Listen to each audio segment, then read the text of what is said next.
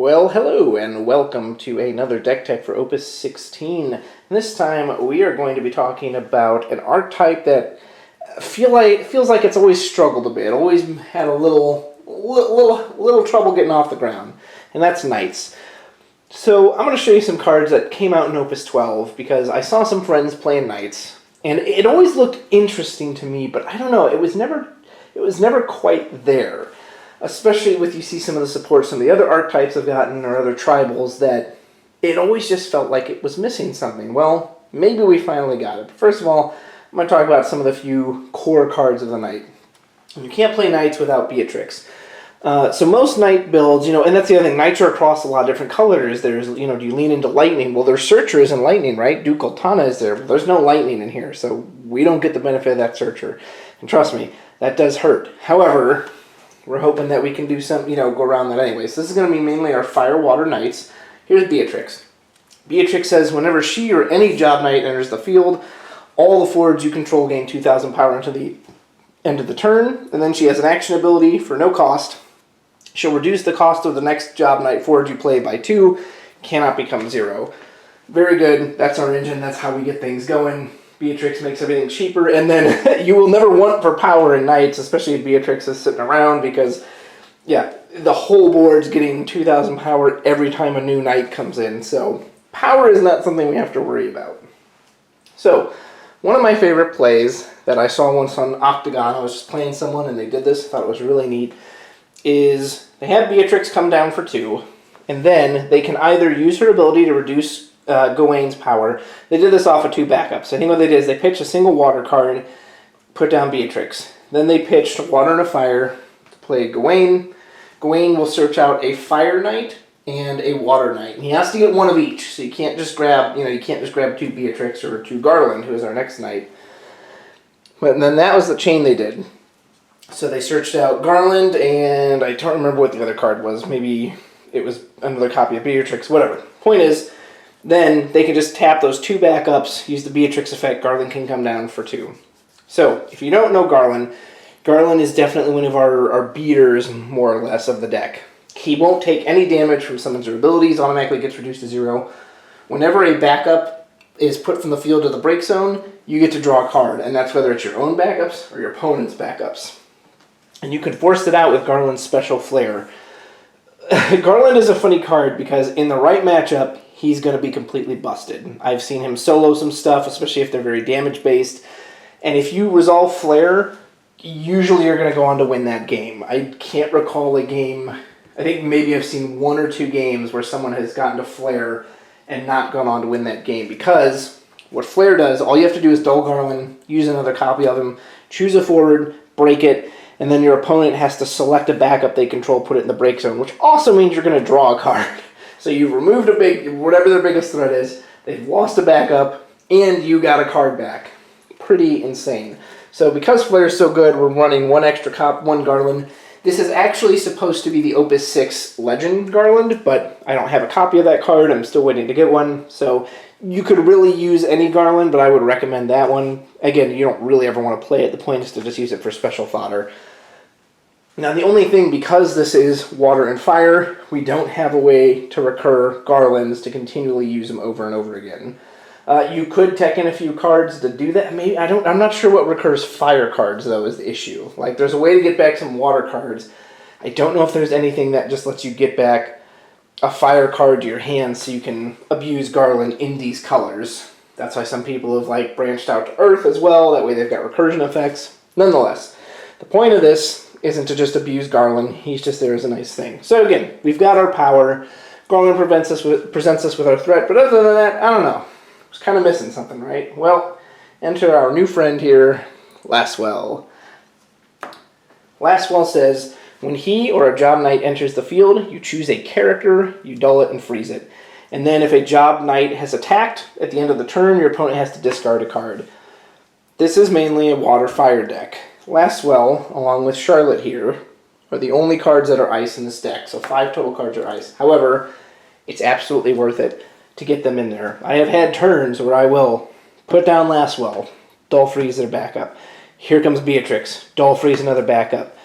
Beatrix, use her ability, put down Gawain, Dull Freeze another backup. And so 3 Dull Freezes off of these. And then if he sticks around, they're also losing resources every turn because you're constant, because no matter what you attack with, they've got to discard a card from hand. He's a great card on his own, but with these Knights, it just gives him all that extra potency that, okay, so not only does he come in, replaces himself with the 2 cards, by searching them out, then he's going to Dull Freeze anything on their board, whatever their biggest threat is, and then gives you that continued threat as well. You're going to want your power bumps for Lasswell, because trust me, they're going to try to get rid of him. Same with Charlotte. If you put down Lasswell, and then Charlotte comes down right after him, so not only is there this magnet that they have to target Charlotte over Lasswell, she just Dull Froze something as well. If she attacks, they're going to lose a card. He's absolutely what they were missing, and I've got a few different builds around him, but for this one, he's made a big difference.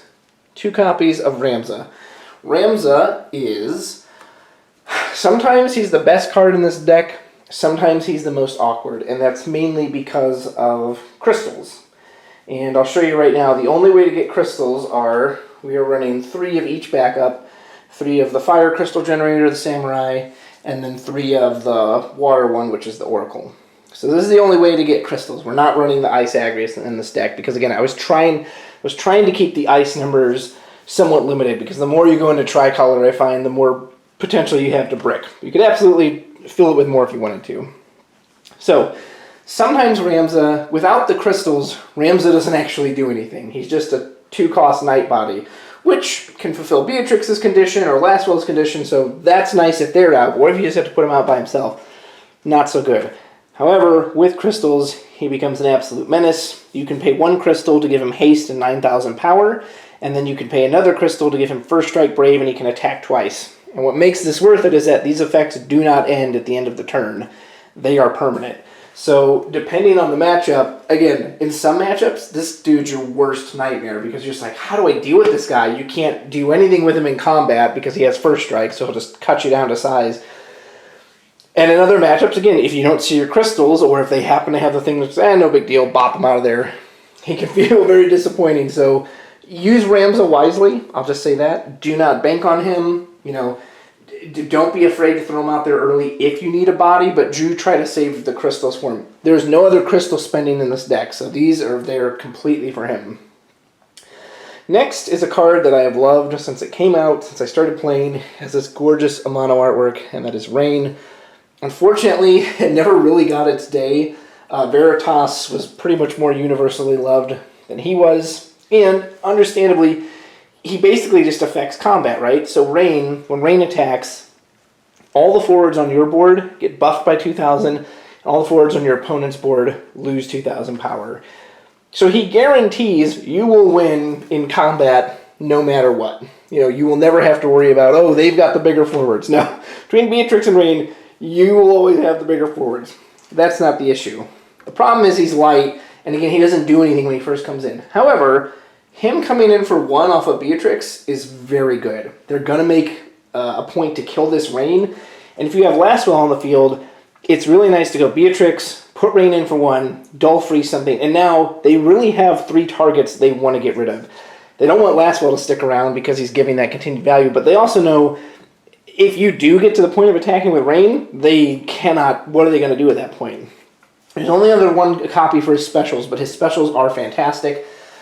You can just use the special by itself. Every forward you control gains haste to the end of the turn. Makes an amazing rush play. Or you can pay it and pay 2. All the forwards opponent controls lose 4,000 power. If you combine that with his swing, you're reducing their board by 6,000 power. That's really nothing to sneeze at. And again, getting to play him for 1 off of Beatrix feels very good. You could try, if you were going to try the other Rains, I would probably do the Opus 13 6-cost fire one. He'll still get a nice ping when he comes in. He'll have a case potentially as well. The new Rain, this Opus 16 one, I tried that one. That one I think just sucks. It's just not very good. And the old Fire Rain in Opus 8 is not very great either.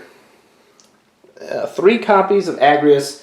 This card, I've always liked it. It's really good here. Again, with Beatrix, you can have it come down for 3. We're, of course, running Ovelia, so I'll just show that now. 3 copies of Ovelia, her best gal. So when Agrius comes in, as long as you control a princess, you get to draw a card. If you control Ovelia, you also get to reduce something by 7,000 power. You're going to have Ovelia out, because that's just the whole point of the deck.